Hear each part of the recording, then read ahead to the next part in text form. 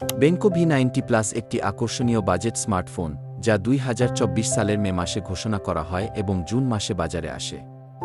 এতে 6.56 ইঞ্চি IPS LCD display রয়েছে, যার রেজোলিউশন 720x1612 পিক্সেল এবং 90 হার্টজ রিফ্রেশ রেট, যা মসৃণ ভিজ্যুয়াল অভিজ্ঞতা প্রদান করে।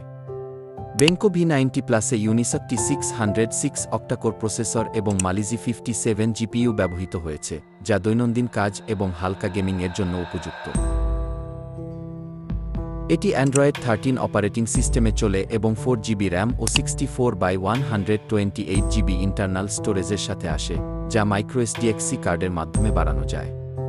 2 ডুয়েল রিয়ার ক্যামেরা সেটআপে 13 মেগাপিক্সেল ওয়াইড লেন্স এবং 2 মেগাপিক্সেল ডেপথ সেন্সর রয়েছে, যা LED ফ্ল্যাশ ও প্যানোরামা মোড সমর্থন করে। সামনের দিকে 8 মেগাপিক্সেল সেলফি ক্যামেরা রয়েছে, যা পরিষ্কার ও স্পষ্ট সেলফি তোলার জন্য উপযোগী।